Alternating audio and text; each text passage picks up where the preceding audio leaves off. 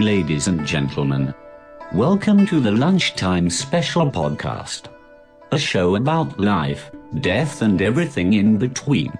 We hope you enjoy the show.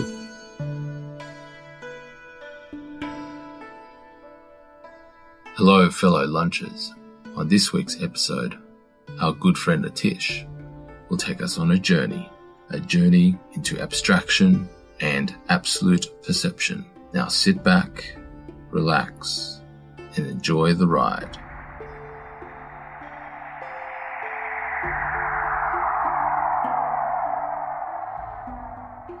All right. So the story dates back to 3,000 or maybe more than that years old, when in a family somewhere in the corner in India, they had a practice to send their kids to understand and to comprehend the knowledge of absolute perception. At that time, the custom was that the highest achievable thing in this life is the state of absolute perception. And the most important question was, what is that which once known, there is nothing left unanswered? So this boy started his journey to this school where he studied all these knowledges which was supposed to take him to the state of absolute perception, and he returned back happily to his parents. His father, he was a very known scholar and real kind of driven by realization, driven by experience and not by theory. So he thought of kind of assessing positively his son, saying that how much he evolved or grown. So he asked him, what is the purpose of your life? So the boy replied, well, now I've got all the knowledge of these books. I'm going to work for the king because I have got all this knowledge of the books. I'm kind of one of the most known persons in society now. His father, who was smiling within, seeing his son's ego coming out of this answer, asked him, are you in the state of absolute perception? So the son said, as far as I understand your question, father, I can answer you. And he recited few verses, he recited few answers. At that time, the language was Sanskrit, so he was answering his father in Sanskrit. The absolute perception is the one which is once known, nothing is left unknown. So his father again asked, are you in the state of this clarity that there is nothing left to you unknown?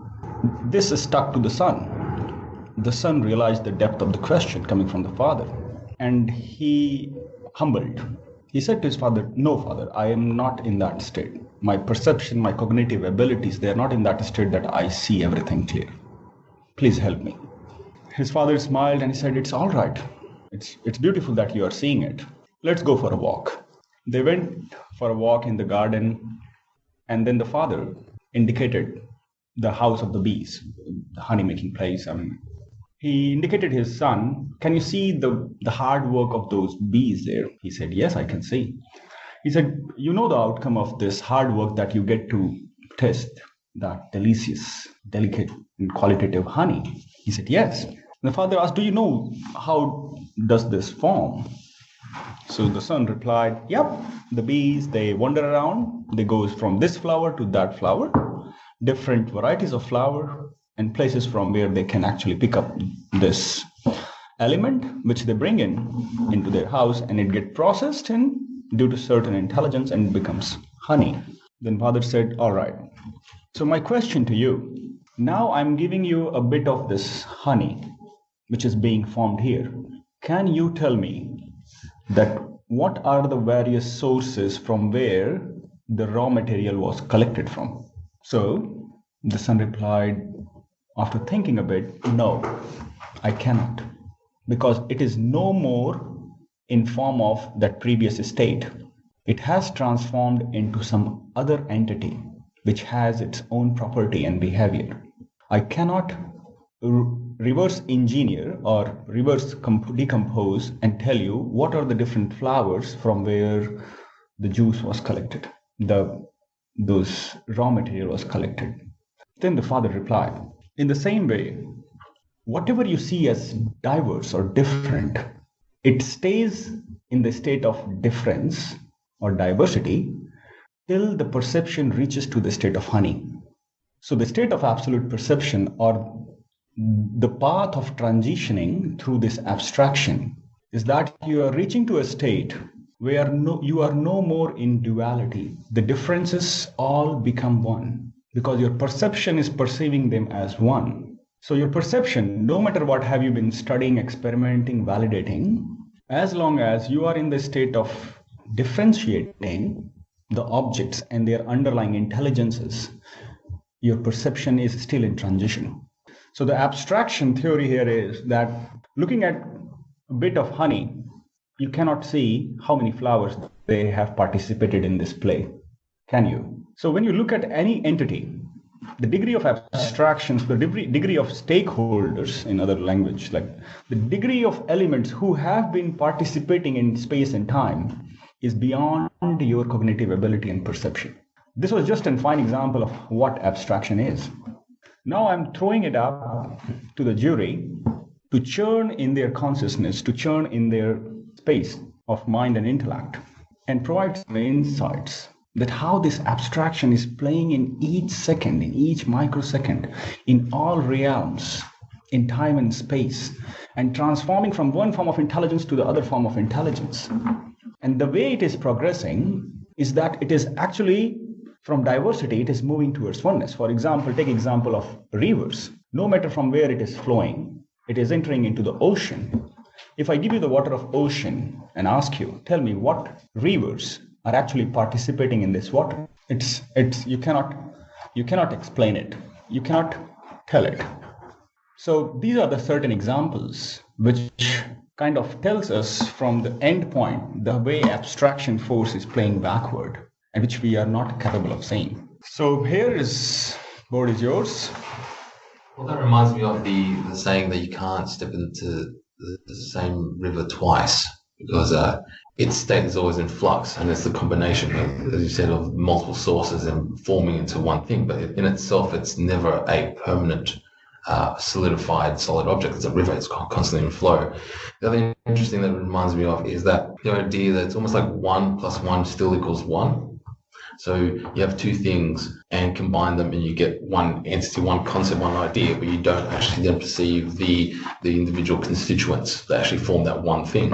Almost like everything that we see has multiple facets and multiple layers of depth, but we don't have the perception to see those layers of depth anymore because they're actually either being removed in the combining, or we just don't have the information, the knowledge, the wisdom, the technology to see that level of abstraction. I think also the fact that the level of technology that we have been applying at this state of time, it's something that has entrapped us into a certain state of consciousness that is making sure that we are constantly in that sort of cycle, and makes us not go back into the flower and see what it is.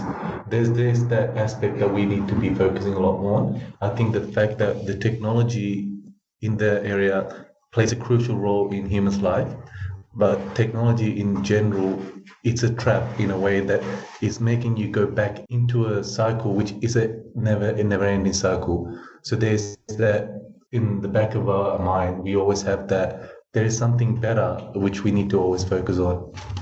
Yeah, I think though, actually our biology is against us in this particular scenario, because whenever we look at something, we don't actually see what it is essentially what you're saying. Our brain actually does that on purpose, because our brain understands that we can't consume the entirety of what we're seeing, so it fills in the blanks.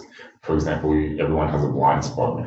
Now, our brain is actually coloring that blind spot in instead of trying to draw in all of the data around it. And even when you're reading a book or anything, you read a sentence, you're not actually reading the entire sentence. You're probably reading about 5 words out of 10, and your brain is just plonking in what it thinks or expects the rest of it to be. Now, what you're talking about here, whether our biology is fighting against it for a reason, I'm not sure. Whether we should be trying to retrain our brains, I'm also not sure, because the idea of me looking at Atish and understanding every single molecular component that built him and how that is constantly shifting, I think that I'd be very surprised if our brains could handle that much data at one point.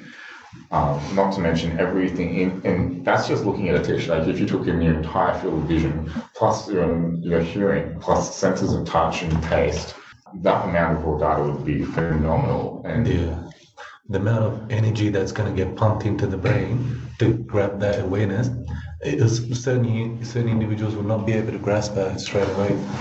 Definitely would not be able to grasp it, that's for sure. Yeah. When you look at me, you say, Atish, I am possibly carrying the DNA of the creation of universe from an inanimate object to the first cell creature to the two cell and so on and so forth. I'm actually a representation of the evolution of the life. But is it comprehensible? Is it something which human mind or human perception is able to comprehend? You would have to be able to see space and time simultaneously across the entire universe. So it would be a single perception. It would be every perception, every idea, every thought, every second that's ever ticked by from Big Bang or however this universe started to now, and actually be able to see the entire chain of events. The idea of Big Bang is a good one to put a spotlight on, because we assume that the Big Bang happened once and it's going through, right? We assume the Big Bang happened millions of years ago, and we are a byproduct of that. But what is there to say that it's not happening right now? Exactly. It's a thing that we shut ourselves off from most of the time. We don't want to be aware of the fact that there is a creation happening every moment. Mm-hmm. It is something we always try to. Is the way it's perceived is because it's built in our biology for survival. We are always in there for survival. That is nature playing its trick. But the thing is, we also need to know, on top of survival, there's another aspect of ourselves which we have the potential to access all the time, or we can decide to go just to the survival mode. There's those two aspects we always. I'm guessing though that this is again a biological response to either us not being able to do this or the value of it not being strong enough that it overrides survival. So if you're busy looking at Atish and trying to figure out what his molecular structure is, you're probably not looking at the tiger behind you that's about to eat you, you know? So it's important to know as much as we can whether we should know everything and whether we should let it permeate through our day-to-day existence. That's a separate question. As a practitioner and someone that's actively trying to achieve this state, Atish, what is your views on this? I personally feel through progressive realizations that if we have got these instruments who are capable of knowing, then it is meant to know everything. These instruments, they are not barred till a level. Otherwise, we would not have reached to this technological age, because we have been churning, we have been exploring, we have been progressing. That means we have this window open. It is up to us. We can know everything. So, as I said, looking at me, I'm representing the highest state of abstraction of evolution. You look at me, you're seeing in the scale of time the most recent state of the intelligences which are supporting and sustaining life or evolution. So the play of abstraction is such that it lets your mind deal with the surface realities. Now there are certain forces behind. For example, you call it biological. Biological is again an abstraction representing certain intelligences taking care of your autonomous body system. So these forces, which are playing on multiple layers, they are actually doing their job in a way that they are sustaining life, but to the mind of humans, it is giving the surface level information to calculate, to comprehend, to make decisions. And most of us just dealing with the surface level informations. There's also one aspect I want to bring here. So let's say when one realizes that there is this potential there, the creation is there, and one also realizes there's also the normal day-to-day survival mode. And isn't it amazing that you can switch from one to the other constantly? Is one aspect where you can play around as a kid, go in with a fresh memory. So you hit the absolute and you come back. So you're refreshed, you're cleaned, you come back. This is where the separation has to happen, where you have one, if you are